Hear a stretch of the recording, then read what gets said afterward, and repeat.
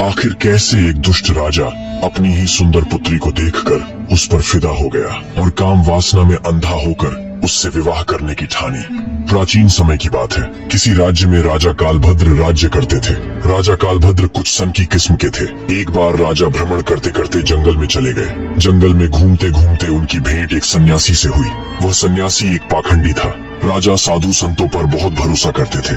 उस सन्यासी को देखकर राजा के मन में कुछ जिज्ञासा उठी। राजा ने सन्यासी को अपना परिचय दिया और पूछने लगे, हे बाबा, आप बहुत ज्ञानी मालूम पढ़ाते हैं। मेरी रानी इस समय गर्भवती है। मैं जानना चाहता हूँ कि उनकी कोख से पुत्र होगा या पुत्री।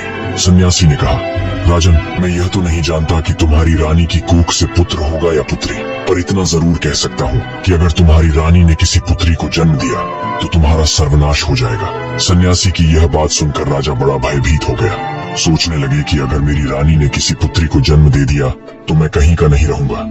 यह सब सुनकर राजा महल की ओर चल दिया। अब इस बात से राजा को बेटी के नाम से नफरत होने लगी। वह तुरंत महल वापस लौट आए। महल आकर उन्होंने अपनी रानी से आकर यह बात कही कि हमारे घर में भूल कर भी पुत्री का जन्म नहीं होना चाहिए। अगर हमारे घर में पुत्री पैदा हुई तो मैं तुम्हें जान से मार दूंगा और उस पुत्री को भी मार डालूंगा। राजा की यह बात सुनकर रानी डर गई। वह जानती थी कि राजा बड़े ही जिद्दी किस्म के हैं। अगर पुत्री का जन्म हो गया तो वह उसे मरवा सकते हैं। इतना कहकर राजा वहाँ से चले गए। अब तो रानी रोज भगवान से प्रार्थना करती थी, हे परमात्मा, मुझे पुत्री मत देना, वरना राजा उसे जीवित नहीं छोड़ेंगे। दोस्तों, भगवान की कृपा से राजा कालभद्र की रानी ने सर्वप्रथम एक पुत्र को जन्म दिया। यह देखकर रानी और राजा दोनों बहुत प्रसन्न हुए। राजा तो इसलिए प्रसन्न हुआ कि पुत्री न हुई, किंतु रानी इसलिए प्रसन्न हुई कि अगर पुत्री होती तो कन्या हत्या का दोष लगता। अब ऐसे ही और कुछ दिन बीतते रहे। कुछ समय बाद रानी ने फिर से गर्भ धारण किया। बच्चे के जब जन्म होने का समय आया, उसी दौरान राजा को किसी जरूरी काम से दूसरे राज्य में जाना पड़ गया और उसे लौटने में कई दिन लगने वाले थे। जाने से पहले राजा ने अपनी रानी से कहा था, यदि तुम्हारी गर्भ से बेटी का जन्म हो तो उसे मरवा देना, मैं बेटी की सूरत नहीं देखना चाहता। यह सब कहकर राजा चला गया था, लेकिन इसी दौरान रानी ने एक पुत्री को जन्म दिया। इस बात का डर वही हो गया। बेटी को देखकर रानी घबराई। सोचने लगी कि राजा के आदेश के अनुसार बेटी की हत्या करनी पड़ेगी। ये निंदनीय काम मैं कैसे करूंगी? मैं एक माँ हूँ और मेरे लिए जितना मेरा पुत्र प्यारा है उतनी ही बेटी प्यारी है। अब तो बेटी को देखकर रानी एकदम से रोने लगी और कहने लगी, हे भगवान, अब मैं क्या करूं? कन्या हत्या का पाप बहुत बड़ा होता है। रानी बहुत बड़े धर्म संकट में फंस चुकी थी। रानी को रोते हुए देखकर उनकी जो दासी थी वह उनके पास आई और पूछने लगी, महारानी जी, घर में पुत्री हुई है, ये तो बड़े ही सौभाग्य की बात है, पर आप तो बैठी रो रही हैं, इसका क्या कारण है? क्या कोई वास्तव में जो नहीं होना चाहिए था वही तो हो गया। तब रानी ने दासी को पूरी बात बता दी कि हमारे महाराज ने इस कन्या को मारने का आदेश दिया है। अब आप ही बताइए कि मैं इस मासूम बच्ची की जान कैसे ले सकती हूँ। तब दासी ने रानी से कहा, हे रानी साहिबा, आप चिंता मत कीजिए। आप राजा से कह दीजिए कि आपने बेटी को मारवा दिया है। मैं आपकी बेटी को सबके सामने मारने के लिए ले जाऊंगी, पर मैं इसे मारूंगी नहीं, बल्कि इसे पाल लूंगी। और यदि कोई पूछेगा तो मैं कह दूंगी कि यह बच्ची मेरी भतीजी है। इससे इस बच्ची की जान भी बच जाएगी और राजा की नजरों से दूर भी हो जाएगी। इसके पालन पोषण को लेकर आप निश्चिंत रहो, मैं इसे अपनी बेटी की तरह पालूंगी। यह सुनकर रानी को बड़ी खुशी हुई। वह सोचने लगी कि यह बेटी भले ही मुझे देखने को न मिले, लेकिन कम से कम वह जीवित तो रहेगी। तब रानी ने बड़े उदास मन से कुछ धन आभूषण अपनी पुत्री के पालन पोषण के वास्ते उस दासी को दे दिए और दासी से रानी ने कहा, हे दासी, यह एहसान जिंदगी भर कभी नहीं भूलूंगी। जब तुम्हारे लिए धन की जरूरत पड़ेगी तो मैं तुम्हें इससे भी अधिक दौलत दूंगी, लेकिन मेरी पुत्री का यह सच कभी खुलने मत देना। इतना समझाने के बाद रानी ने अपनी उस पुत्री को दासी के हवाले सौंप दिया और धीरे धीरे पूरे राज्य में और महल में यह खबर फैला दी कि दासी ने वह बच्ची लेकर जाकर मार दिया और उसे जमीन में दफना दिया। इधर क्या हुआ? उस बच्ची को ले जाने के बाद दासी ने उसे बहुत अच्छे ढंग से पालन पोषण करना शुरू कर दिया। जब कुछ दिनों के बाद राजा कालभद्र अपने राजमहल में लौटकर आए तो राजा के लिए भी यही बात बताई गई कि आपके जाने के बाद रानी ने एक पुत्री को जन्म दिया था और उस पुत्री को आपके आदेशानुसार मारकर जमीन में दफना दिया गया। यह सुनकर राजा को बड़ी खुशी हुई। इधर दासी उस बच्ची को अपनी भतीजी बताकर पालने लगी और जब भी रानी को उस बच्ची को देखने की इच्छा होती थी तो वह उसे लेकर राजमहल चली आती थी। उस बच्ची को देखकर रानी की ममता उमड़ने रानी चोरी छिपे उस बच्ची को प्रेम कर लिया करती। पुत्री को देखकर रानी को बड़ा सुकून मिलता था। वह जब जब चाहती दासी को धन, वस्त्र और आभूषण दे दिया करती थी। इधर रानी के आदेश के अनुसार उस दासी ने पुत्री की परवरिश में किसी प्रकार की कमी नहीं छोड़ी। ऐसे ही समय बीतता गया। जो पुत्री रानी ने दासी के हवाले की थी, वह धीरे धीरे बेटी बड़ी होने लगी और जवान हो गई। राजमहल में उसका पालन पोषण नहीं हुआ। वह एक गरीब दासी के घर में पली बड़ी थी, पर फिर भी वह एक सुंदर राजकुमारी जैसी दिखती थी। जब वह जवान हो गई तो दासी ने उसे राजमहल ले जाना बंद कर दिया। वह पूरे दिन दासी के घर में ही रहती थी। एक दिन की बात है, राजा कालभद्र अपने नगर का भ्रमण कर रहे थे। जब उनकी सवारी उसी दासी के घर के सामने से होकर निकली तो वह कन्या अपनी छत पर नहाकर अपने केश सुखा रही थी। रूपवती तो वह थी ही, उस समय और भी अधिक सुंदर प्रतीत हो रही थी। रथ पर बैठे राजा कालभद्र की अचानक उस कन्या पर नजर पड़ी। उस कन्या को देख स्तंभित रह गए, क्योंकि वह अति सुंदर थी। राजा उस युवती की सुंदरता देख उससे विवाह करने का विचार करने लगे। महल पहुंचते ही राजा ने अपने मंत्री से पूछा, हे मंत्री, वह राजकुमारी से दिखने वाली कन्या कौन थी? मुझे तो उसके रूप ने घायल कर दिया। अति शीघ्र इसका पता लगाओ। मंत्री तुरंत पता लगाने गया और पता करके राजा को सूचित किया। महाराज, वह कन्या एक बूढ़ी औरत की भतीजी है। रात भर राजा की नींद हराम रही।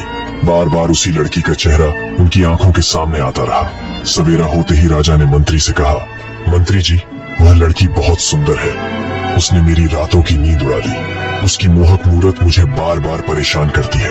उसके बिना अब मैं रह न पाऊंगा। एक काम करो, कुछ लोगों को साथ ले जाकर तुम उस बूढ़ी औरत के घर जाओ और उस लड़की के साथ मेरी शादी की बात करो। उसी दिन राजा के कहने पर मंत्री अपने कुछ सैनिकों के साथ उस बूढ़ी औरत के घर गया और दासी से कहा कि हमारे राजा साहब आपकी पुत्री से विवाह करना चाहते हैं। साहब अपनी रानी बनाना चाहते हैं। मंत्री के मुख से ऐसे शब्दों को सुनने के बाद दासी के एकदम से होश उड़ गए। वह मन ही मन सोचने लगी, हे भगवान, यह कैसा अनर्थ होने जा रहा है। आखिर अब मैं क्या करूं? वह कन्या तो उसी राजा की पुत्री है और राजा इस बात को नहीं जानता है। उसी समय उस बूढ़ी माँ ने साफ इनकार करते हुए कहा, भाई, मैं एक गरीब स्त्री हूँ। मेरी भतीजी राजा साहब के योग्य नहीं है, इसलिए आप दोबारा इस रिश्ते को लेकर कभी मेरे घर मत आइए। मंत्री ने कहा, ओ मूर्ख बुढ़िया, राजा कालभद्र के साथ अपनी बेटी का विवाह करने से इनकार कर रही है। तुम्हें तो अपने भाग्य पर खुश होना चाहिए कि राजा स्वयं तेरी बेटी से विवाह करने के इच्छुक है। मंत्री के बार बार कहने पर भी उस बूढ़ी औरत ने राजा के साथ अपनी बेटी का विवाह करने से साफ इनकार कर दिया। हारकर मंत्री वापस महल चला गया और राजा को सारी बात बताई कि वह बूढ़ी औरत अपनी बेटी का विवाह करने से इनकार कर रही है। अगली सुबह राजा ने उस बूढ़ी औरत को लालच देने का निश्चय किया। उसने कुछ सैनिकों को सोना चांदी लेकर उस बूढ़ी औरत के घर भेजा ताकि वह विवाह के लिए तैयार हो जाए, लेकिन वह बूढ़ी औरत फिर भी राजी नहीं हुई। फिर से मंत्री महल लौट आया और राजा को सारी बात बताई। अब यह सब सुनकर राजा बहुत गुस्से में आ चुका था। राजा ने उसी समय हुक्म दे दिया कि उस बूढ़ी औरत को तुरंत पकड़कर हमारे दरबार में लाओ। हुक्म पाकर राजा के सिपाही तुरंत उस दासी के घर गए और उसे बंदी बनाकर लेकर आए। बंदी बनाने के बाद दरबार में लाकर उस बूढ़ी औरत की खूब पिटाई की गई। सैनिकों की मार वह बूढ़ी बर्दाश्त नहीं कर पाई। कोड़ों की मार पर ढाते ही बूढ़ी औरत राजा के समक्ष चीखते हुए गिर पड़ी और उसने सारी सच्चाई बता दी। वह हाथ जोड़कर बोली, हे महाराज, वह लड़की कोई और नहीं बल्कि आपकी सगी पुत्री है। जब आपकी कन्या हुई थी तो आपकी रानी ने मुझे वह बच्ची मारने के लिए दी थी, पर मैंने मारना ठीक न समझा। मारने की बजाय मैंने उसे अपने घर पर रखकर अपने भाई की बेटी बताकर पालना उचित समझा। मैंने ही आपकी पुत्री को पाल पोसा कर बड़ा किया है। यदि आप अपनी ही पुत्री से विवाह करेंगे तो यह बहुत बड़ा होगा। दासी की बात सुनकर राजा हक्का बक्का रह गया। वह अपना माथा पकड़कर सोचने लगा, हे भगवान, मैं कितना बड़ा पाप करने जा रहा था। तूने मुझे इतने बड़े पाप में पड़ने से बचा लिया। अब तो राजा कालभद्र और भी ज्यादा क्रोधित हो उठा। उसने शाम के समय अपने पुत्र को अपने शयन कक्ष में बुलाया और उसने तुरंत ही अपने पुत्र को हुक्म दिया, बेटा, अपनी बहन को जंगल लेकर जाकर उसका सिर काट कर दफना देना। प्रमाण के लिए उसके दोनों आंखें निकाल कर मुझे दिखा देना। अब राजकुमार अपने पिता के ऐसे आदेश सुनकर वह बहुत परेशान हो गया। वह सोचने लगा, पिताजी ने मुझे कितना बड़ा पाप सौंप दिया है। इतने वर्षों के बाद मुझे मेरी बहन मिली है और मुझे उसे अपने हाथों मारना होगा। भगवान कभी मुझे क्षमा न करेंगे। हे भगवान, यह पाप मुझसे न कराना। कैसे मैं उसकी आंखें निकाल कर ले जाऊं? यदि मैं कत्ल करने से मना कर दूंगा तो पिताजी बहुत जिद्दी है। वह मुझसे न हो तो किसी और से मेरी बहन को मरवा देगा। अब मजबूर होकर राजकुमार अपनी बहन के पास पहुंचा, उसको लेकर जंगल की ओर चल देता है। आते समय भाई का प्रेम बहन के लिए उमड़ पड़ा और उसने कहा, हे बहन, किसी भी सूरत में मैं तुम्हारा कत्ल नहीं करूंगा। मैं तुम्हें यहीं जंगल में छोड़ दे रहा हूँ, आगे तुम्हारी किस्मत का फैसला होगा। तब बहन ने जवाब दिया, भैया तुम मुझे मार दो और मेरी आंखें निकाल कर पिताजी के सामने ले जाकर दिखा दो, और यदि तुम मेरी आंखें निकाल कर नहीं ले जाओगे तो पिता तुम्हें भी मार डालेंगे। उस समय दोनों भाई बहन आपस में लिपटकर बहुत रोए। दुखों का पहाड़ उन पर टूट पड़ा था और वे कुछ समझ न पाए कि क्या करें। अंत में राजकुमार ने निश्चय किया कि वह अपनी बहन को नहीं मारेगा। उसने कहा, बहन मैं तुम्हें इस जंगल में छोड़कर जा रहा हूँ, आगे भगवान की मर्जी है कि वह तुम्हारे साथ क्या करेगा। फिर उसने बहन को वहीं जंगल में छोड़ दिया और आगे बढ़ गया। आगे जाकर उसे एक हिरण दिखाई दिया। उसने तुरंत उस हिरण का वध किया और उसकी दोनों आंखें निकाल ली। उसके बाद वह महल लौट आया और अपने पिता के समक्ष उन हिरण की आंखें रखकर कहने लगा, पिताजी मैंने बहन को मारकर एक नदी में फेंक दिया है। वे आंखें देखकर राजा कालभद्र को भी भरोसा हो गया कि वास्तव में मेरे पुत्र ने उस लड़की को मार दिया है। ये सब देखकर राजा बहुत प्रसन्न हुआ। इधर रानी ने अपने बेटे को अपने पास बुलाया और पूछा, बेटा क्या तू सच में अपनी बहन को मार कर आया है? तब राजकुमार कहता है, हे माँ, मैं आपसे झूठ नहीं बोलूंगा, मैंने अपनी बहन को नहीं मारा बल्कि उसे जंगल में छोड़कर चला आया हूँ। यह सुनकर रानी को बड़ा सुकून मिला। वह भगवान से प्रार्थना करने लगी, हे भगवान तुम्हारा बहुत बहुत धन्यवाद जो तुमने मेरे बेटे को सद्बुद्धि दी। मेरी बेटी जंगल में अकेली भटक रही होगी, आप उसकी रक्षा करना और उसे ऐसी जगह पहुंचा देना जहां उसके जीवन की नौका पार हो जाए। अब राजकुमारी जंगल में पत्ते फूल खाकर धीरे धीरे अपना गुजारा करने लगी। पेड़ पत्थर और कंटीली झाड़ियों के बीच घूमते घूमते उसके वस्त्र बिल्कुल फट चुके थे। वह अर्धनग्न अवस्था में उसी जंगल में भटक रही। कई दिन उसे जंगल में बीत गए। वह घनी झाड़ियों के बीच छिपकर सो जाती थी। एक दिन उसी जंगल में दूसरे राज्य का राजा चंद्रभान शिकार खेलने के लिए आया। इधर राजकुमारी वृक्षों से फल तोड़कर खा रही थी। उधर जैसे ही उसके कानों में घोड़ों की आवाज पहुंची तो राजकुमारी घनी झाड़ियों के बीच छिपकर बैठ गई। संयोग से राजा चंद्रभान उसी वृक्ष के नीचे आकर विश्राम करने बैठ गया। अचानक राजा की नजर उन झाड़ियों की ओर गई। उसने देखा कि झाड़ियों के बीच कोई बैठा है। किसी मनुष्य की आकृति दिखाई दे रही थी। राजा ने तुरंत आवाज लगाई, तुम कौन हो और इन झाड़ियों के बीच क्या कर रहे हो? जो भी हो तुरंत बाहर निकल आओ, मैं तुम्हें विश्वास दिलाता हूँ तुम्हें कोई हानि नहीं पहुंचाऊंगा। राजा की बात सुनकर लताओं के बीच से राजकुमारी ने आवाज दी, राहगीर, मैं एक दुखी और लाचार स्त्री हूँ। मेरे बदन पर वस्त्र नहीं है, मैं निर्वस्त्र हूँ। यदि तुम कोई वस्त्र मुझे दे दो तो मैं उसे पहनकर बाहर आ जाऊंगी। स्त्री की आवाज सुनकर राजा चंद्रभान आश्चर्यचकित हुआ और सोचने लगा, इस घने जंगल के बीच यह स्त्री क्या कर रही है? अवश्य किसी दुख की मारी होगी। तब राजा ने एक कपड़ा उस झाड़ियों के बीच फेंक दिया। राजकुमारी ने उस कपड़े से अपने शरीर को अच्छी तरह ढका और फिर राजा चंद्रभान के सामने आ गई। राजा ने जब उसकी सुंदरता देखी तो वह उसे देखता ही रह गया। वह सोचने लगा, इतनी सुंदर स्त्री मैंने अपने जीवन में पहले कभी नहीं देखी। किसने इसे जंगल में छोड़ दिया है? ये तो हमारी रानी बनने के योग्य है। तब राजा ने अपने बारे में राजकुमारी को बताया और बोला, सुंदरी, तुम जो भी हो इससे मुझे कुछ मतलब नहीं है। अब मैं तुम्हें अपनी रानी बनाना चाहता हूँ। राजा चंद्रभान की बात सुनकर राजकुमारी भी उसकी पत्नी बनने के लिए राजी हो गई। कहते हैं, डूबते को तिनके का सहारा भी बहुत होता है। यहाँ तो फिर भी एक राजा था जो उसे अपनी पत्नी बनाना चाहता था।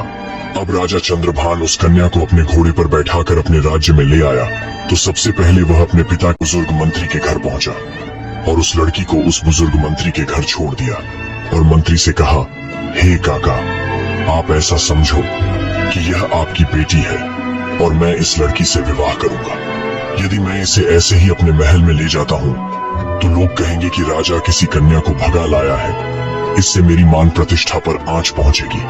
मैं इसे विधि विधान के अनुसार अपनी पत्नी बनाकर अपने महल ले जाना चाहता हूँ।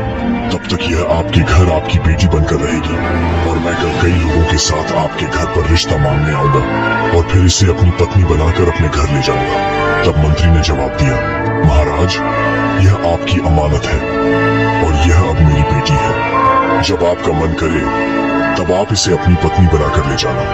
मैं तब तक इसका ठीक से ख्याल रखूंगा। इतना कहकर राजा चंद्रभान अपने महल लौट आए। इसके बाद उसने अपने मंत्री से कहा, मंत्री जी, आपको सुबह उस बूढ़े काका के घर जाना है और उनसे हमारे विवाह के लिए उनकी पुत्री का हाथ मांगना है। अगले दिन मंत्री उस बूढ़े काका के घर पर गया और उस राजकुमारी का अपने राजा के लिए हाथ मांगा। फिर उसके बाद 1-2 दिन में ही उनका विवाह भी हो गया। विवाह करने के बाद राजकुमारी राजा चंद्रभान की पत्नी बनकर रहने लगी। अब दोनों बहुत ही प्रसन्न थे।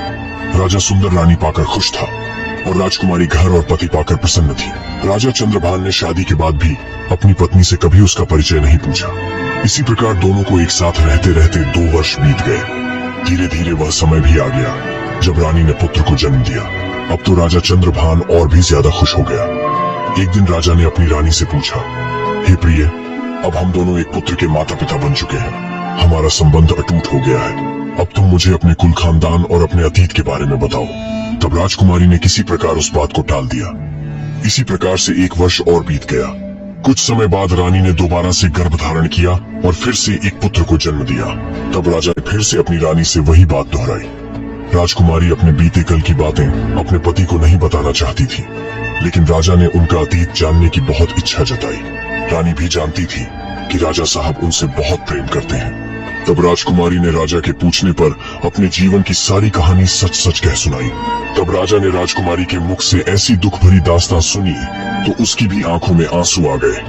राजा उसके पिता को धिक्कारने लगा। उसके बाद रानी से बोला, हे रानी, अगर मैं तुम्हें तुम्हारे पिता से मिलाने ले चलूं तो क्या तुम मेरे साथ चलोगी? लेकिन राजकुमारी ने अपने पिता से मिलने से इनकार कर दिया। राजा ने बहुत आग्रह किया कि तुम्हें एक बार अपने पिता से जरूर मिलना चाहिए। राजा के बार बार निवेदन करने पर रानी अपने पिता से मिलने को तैयार हो गई। अगले दिन राजा ने राजा कालभद्र के यहाँ जाने का निश्चय किया। रथ सजवाया गया और जाने की पूरी तैयारी हो गई। लेकिन तभी राजा के पास एक आवश्यक कार्य आ गया। राजा को तत्व दूसरे नगर में जाना था, इसलिए राजा ने अपने मंत्री और सेनापति से कहा, तुम सेना की एक टुकड़ी लेकर रानी के साथ चलो। मैं अपना काम निपटाकर वहीं पहुंच जाऊंगा।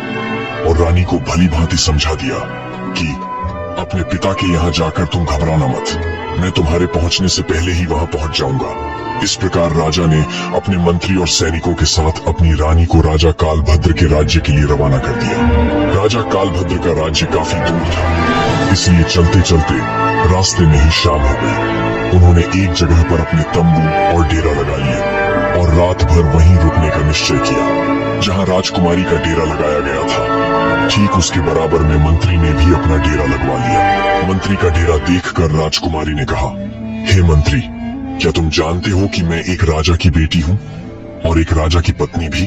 तुम मेरे बराबर में यह डेरा क्यों लगवा रहे हो? अपना डेरा कहीं दूसरी जगह लगाओ। तब मंत्री ने उत्तर दिया, हे राज साहिबा, महाराज ने हमें आपकी देखरेख और सुरक्षा के लिए भेजा है। यदि आपको या आपके बच्चों को कुछ हुआ तो हम राजा को क्या उत्तर देंगे? रानी के बार बार मना करने पर भी मंत्री नहीं माना। तभी रात का भोजन करके सब लोग विश्राम के लिए चले गए। यात्रा की थकान के कारण सभी जल्द ही सो गए। रात्रि के दूसरे पहर में मंत्री चुपके से राजकुमारी के डेरे में घुस आया। जैसे ही मंत्री अंदर आया, राजकुमारी तुरंत उठकर बैठ गई। वह मंत्री की बुरी नीयत को भांप गई। अब राजकुमारी को अंदाजा हो गया था कि मंत्री के मन में कुछ कुटिल विचार हैं। राजकुमारी ने क्रोध से कहा, खबरदार, जो मुझे छुआ तो तुरंत डेरे से बाहर निकल जाओ। राजकुमारी ने मंत्री को बार बार बाहर जाने को कहा, लेकिन मंत्री ने उसकी एक भी बात नहीं मानी और धीरे धीरे आगे बढ़ता चला गया। तब राजकुमारी बोली, हे दुष्ट मंत्री, क्या तुम्हें अंदाजा है कि तुम क्या करने जा रहे हो? भलाई चाहते हो तो अभी डेरे से बाहर निकल जाओ। राजकुमारी की यह बात मंत्री ने अनसुनी कर दी। तब उसी समय राजकुमारी ने अपने बड़े बेटे को मंत्री के सामने खड़ा कर दिया और बेटे को सामने खड़ा करने के बाद मंत्री को भगवान और बेटे की दुहाई दी, कसम दी। लेकिन वह मंत्री पीछे लौटने को तैयार नहीं हुआ। उस मंत्री के दिमाग में अब शैतान सवार हो चुका था। वह वासना में अंधा हो गया था। उस समय उसे कुछ दिखाई नहीं दे रहा था। उसके दिल और दिमाग में रानी का सुंदर चेहरा बस चुका था। मंत्री एकदम आगे बढ़ा और तलवार निकालकर राजकुमारी के बड़े बेटे का सिर धड़ से अलग कर दिया। बेटे का सिर कटने के बाद राजकुमारी एकदम जमीन पर गिर पड़ी और रोने लगी। वह तुरंत समझ गई कि यह दुष्ट मंत्री अब किसी भी तरह नहीं मानेगा। अपनी लाज बचाने के लिए रानी ने नरम रुख अपनाते हुए कहा, तुम थोड़ी देर ठहरो, मैं अभी आती हूँ। उसके बाद जो तुम्हारे मन में हो वह कर लेना। इतना कहने के बाद रानी अपने छोटे बेटे को साथ लेकर डेरे से बाहर निकल गई और वहाँ से भागकर जंगल में चली गई। सुबह होने तक रानी झाड़ियों में छिपी रही। जब सुबह हुई और वह लौटकर अपने डेरे में आई तो उसने देखा कि उसके बेटे का सिर हुआ पड़ा है और शरीर अलग पड़ा है। अपने बेटे की लाश देखकर रानी की हालत और भी खराब हो गई, पर वह कर भी क्या सकती थी। उस शैतान मंत्री के सामने वह बेबस थी। वह मन ही मन में सोचने लगी कि राजा के आते ही वह मंत्री को फांसी दिलवा दूंगी।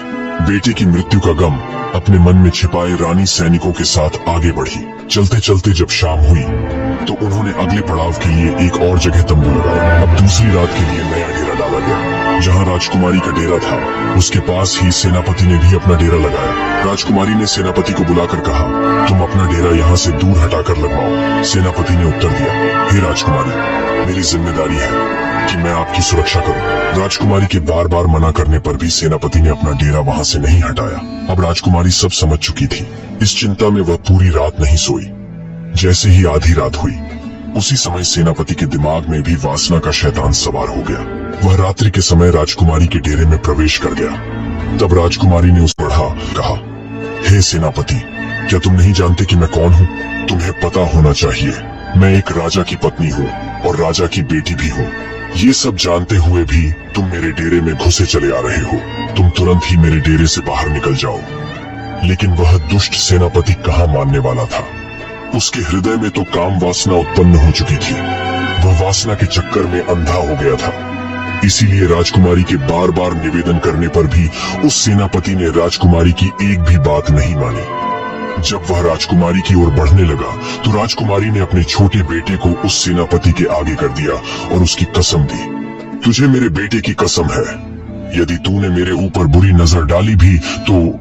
राजकुमारी के इन शब्दों को सुनने के बाद उस सेनापति ने अपने पास से खंजर निकाला और उस छोटे से बच्चे को खंजर से गोद दिया। इस प्रकार राजकुमारी का दूसरा बेटा भी मर गया। यह सब देखकर राजकुमारी डेरे से भाग निकली। तब के पीछे सेनापति भी भागा, पर वह उसे पकड़ नहीं पाया। राजकुमारी जंगल से भागते हुए एक नदी के सामने आ रुकी, लेकिन तभी उसके पीछे सेनापति भी आ गया। अब राजकुमारी मन में सोचने लगी, जब मेरी संतान ही नहीं रही तो ऐसे में मैं जी कर क्या करूंगी।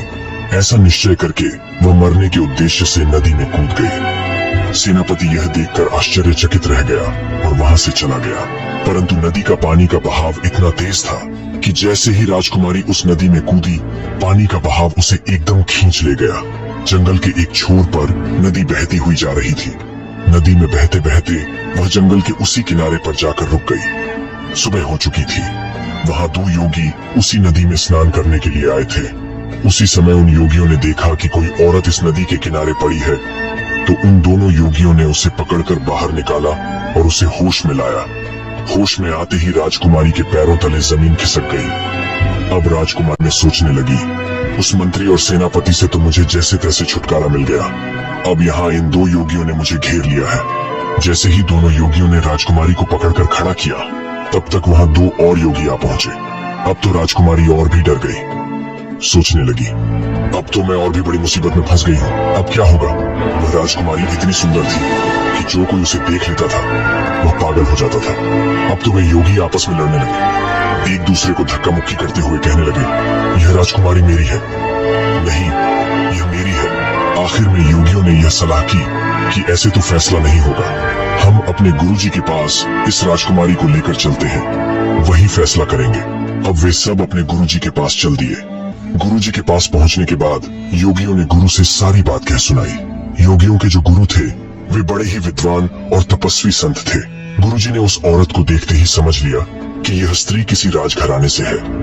अपने शिष्यों को स्त्री के पीछे आपस में लड़ते देखकर गुरु योगियों को समझाने लगे और बोले, तुम चारों भाई हो और तुम्हारी कोई बहन नहीं है। तुम एक काम करो, इसे अपनी बहन के रूप में स्वीकार कर लो।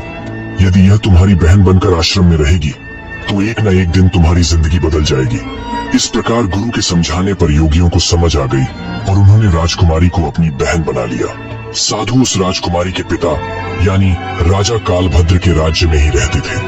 अब राजकुमारी को यह पता चल चुका था कि वह अपने पिता के राज्य में प्रवेश कर चुकी है। राजकुमारी अब उन्हीं महात्माओं के आश्रम में रहने लगी। वे चारों योगी उसे अपनी बहन की तरह रखते थे। उधर राजा जब अपना काम करके वापस लौटा तो वहाँ अपनी पत्नी और बच्चे को न पाकर वह दुखी हो गया और सेनापति और मंत्री से उसके बारे में पूछने लगा। तब मंत्री और सेनापति एक साथ बोले, हे महाराज, हमें क्षमा करें, आपकी रानी नहीं थी, वह तो एक डायन थी। उसने आपके दोनों पुत्रों की हत्या कर दी और यहाँ से भाग गई। अब सुनकर पहले तो राजा को विश्वास नहीं हुआ, लेकिन कुछ देर बाद राजा ने सोचा, अगर कोई झूठ बोलेगा तो एक बोलेगा, दूसरा क्यों बोलेगा। फिर उन्हें यह बात सच लगी। यह खबर सुनकर वह बहुत दुखी हुआ कि उसके दोनों पुत्र अब इस दुनिया में नहीं रहे। फिर राजा चंद्रभान ने आदेश दिया, अब हमें उसके पिता राजा कालभद्र के पास अवश्य चलना चाहिए। इस प्रकार राजा चंद्रभान अपने सेनापति और मंत्री के साथ अपनी पत्नी के पिता के राज्य की ओर चल पड़ा। उधर राजकुमारी ने अपने चारों योगी भाइयों से कहा, हे भाइयों, तुम राजा के पास जाकर कहना कि हमारी बहन आपके दरबार में एक कभी न सुना हुआ किस्सा सुनाना चाहती है। यदि महाराज सुनना चाहें तो हम उसे दरबार में लेकर आएंगे, क्योंकि राजकुमारी जानती थी कि उसके पिता को किस्से कहानियां सुनना बहुत पसंद है। अब वे चारों योगी भिक्षा के बहाने राजा कालभद्र के दरबार में पहुंचे और राजकुमारी का संदेश राजा तक पहुंचाया। योगियों की बात सुनने के बाद राजा ने तुरंत अनुमति दे दी और कहा, यदि हमें तुम्हारी बहन की कहानी पसंद आई तो महल में ही रख लेंगे। अगले दिन योगी अपनी बहन को लेकर राज दरबार में पहुंचे। उस समय राजकुमारी योगिनी के वेश में थी, इसलिए कोई उसे पहचान नहीं पाया। जब उसने दरबार में कहानी सुनाना शुरू किया तो सब लोग बड़े ध्यान से सुनने लगे। राजा को उस लड़की की कहानी बहुत पसंद आई। उसने बहुत सारा इनाम दिया। योगियों को तो इनाम देकर विदा कर दिया, लेकिन उस लड़की को अपने महल में रख लिया। थोड़ी देर बाद योगी लौट आए और राजा से बोले, हे महाराज, हम चाहते हैं कि आप हमारी बहन को हमारे साथ ही रहने दें। जब भी आपको कहानी सुनने की इच्छा होगी हम उसे लेकर आ जाएंगे। वो बचपन से हमारे साथ पली बड़ी है, राजसी सुख सुविधाओं से दूर रही है। महल में रहकर वह अकेलापन महसूस करेगी। राजा ने योगियों की बात समझी और राजा ने योगियों से कहा, यह लड़की कल भी हमारे यहाँ कहानी सुनाने आएगी।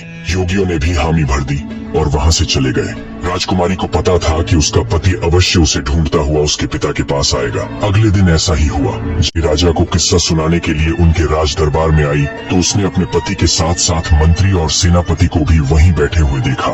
तब राजकुमारी ने सोचा, आज तो ये सभी यहाँ उपस्थित हैं। फिर राजकुमारी ने अपना चेहरा घूंघट से ढका।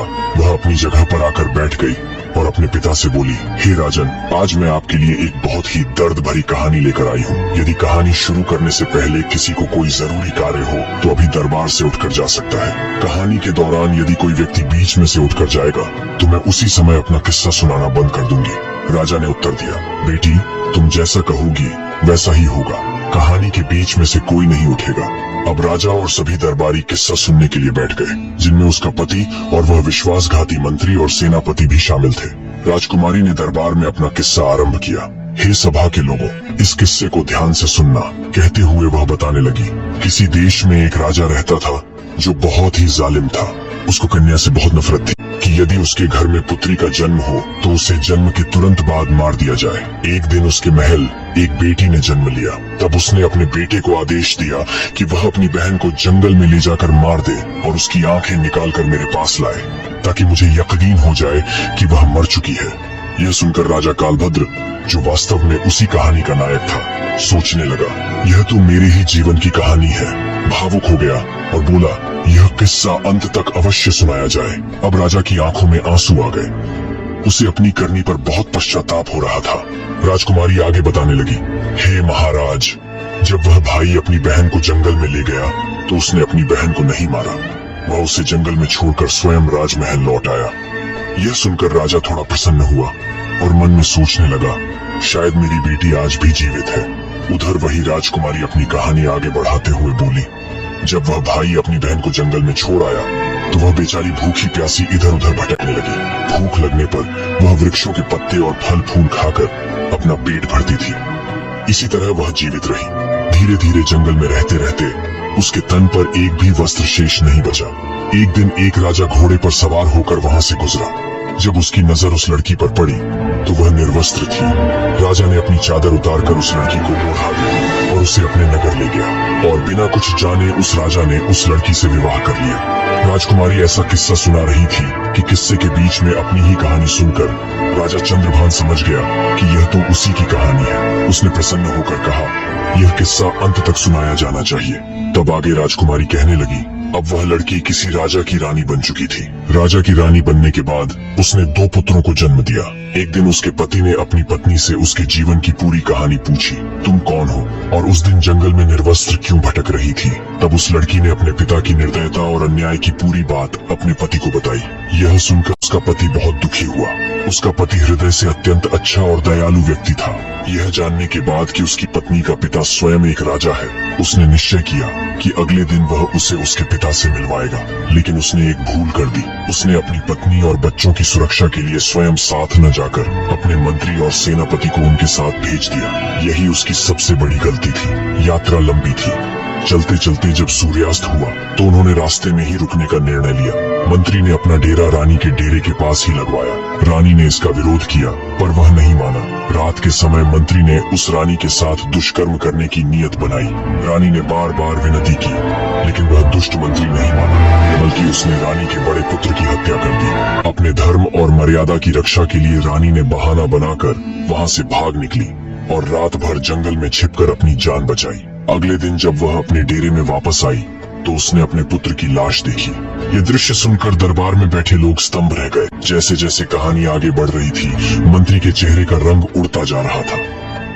वह मंत्री बहाना बनाकर दरबार से जाने की कोशिश करने लगा पर राजा ने उसे डांट कर बैठा दिया। राजकुमारी आगे कहने लगी, फिर अगले दिन जब वे आगे बढ़े और एक स्थान पर दोबारा डेरा डाला, उस रात सेनापति भी दुष्कर्म की नीयत से रानी के डेरे में आ गया। रानी ने पहले तो उसे खूब ललकारा और समझाया कि वह यहाँ से चला जाए, लेकिन वह दुष्ट वापस जाने को तैयार नहीं हुआ। तब रानी ने उसे अपने छोटे बेटे की कसम दी। ये सुनकर सेनापति के चेहरे का रंग भी उड़ गया। वह सोचने लगा, ये तो मेरा ही भेद खुल रहा है। वह भी उठकर दरबार से जाने को हुआ लेकिन राजा ने उसे भी डांट कर बैठा दिया। तब राजा चंद्रभान क्रोध और व्यथा में बोले, क्यों रे, सच्चाई सुनते सुनते तेरा चेहरा क्यों उतर गया? क्या बात गले से नहीं उतर रही? सेनापति शर्म से सिर झुकाकर चुपचाप हो गया। इधर किस्सा जारी था। राजकुमारी कहने लगी, फिर उसके बाद सेनापति ने भी रानी के छोटे बेटे की हत्या कर दी और बढ़ा तो उसी समय किसी तरह से रानी ने अपनी जान बचाई और वहाँ से भाग निकली। वह दौड़ती हुई एक नदी तक पहुंची और नदी में कूद गई पर उसकी किस्मत ने वहाँ भी साथ नहीं दिया। वह बेचारी जीवित बच गई। नदी की तेज धारा में बहते बहते वह जंगल के दूसरे छोर तक पहुंच गई, जहाँ कुछ सन्यासियों के चेले उसे मिल गए। वे लोग उसे पकड़कर अपने गुरु के पास ले गए। उन सन्यासियों ने भी रानी को अपनी पत्नी बनाना चाहा, पर उनके महान और बुद्धिमान गुरुजी ने उन्हें ऐसा पाप करने से रोक लिया। गुरुजी के बार बार समझाने पर उन सन्यासियों ने उसको अपनी बहन के रूप में स्वीकार कर लिया। फिर वह चारों योगी रानी को कहानी सुनाने के लिए अपने देश के राजा यानी कालभद्र के यहाँ पर ले आए और वह आज कहानी सुना रही है। तभी राजकुमारी ने अपना घूंघट हटाया और राजा के सामने आकर खड़ी हो गई। अपनी पुत्री को देखकर राजा कालभद्र उसे तुरंत पहचान गए। उधर अपनी पत्नी को देखकर राजा चंद्रभान की आंखें भर आई। अपनी पत्नी को सामने देखकर वह अत्यंत प्रसन्न हुए, लेकिन अपने पुत्रों की मृत्यु का दुख उनके हृदय को खा रहा था। राजा चंद्रभान ने राजा कालभद्र से निवेदन किया, महाराज, मेरा मंत्री और सेनापति ही मेरे सच्चे शत्रु हैं। मुझे अनुमति दीजिए कि मैं स्वयं उन्हें दंड दूं। राजा कालभद्र ने अनुमति दी और उसी समय राजा चंद्रभान ने उन दोनों दुष्टों के सिर काट दिए। पापियों को उनके कर्मों का दंड मिल चुका था। उधर राजा कालभद्र ने अपनी बेटी से बार बार अपने की क्षमा मांगी। पुत्री ने भी अपने पिता को क्षमा कर दिया। कुछ समय तक राजकुमारी अपने पिता के घर पर अपने पति के साथ रही। फिर राजा तेज प्रताप ने अपनी बेटी की बड़ी धूमधाम से विदाई की। राजा चंद्रभान राजकुमारी को लेकर अपने नगर लौट आए और वहाँ वे सदा हंसी खुशी के साथ रहने लगे। मुझे उम्मीद है कि आपको यह कहानी पसंद आई होगी। इसका निष्कर्ष कमेंट में जरूर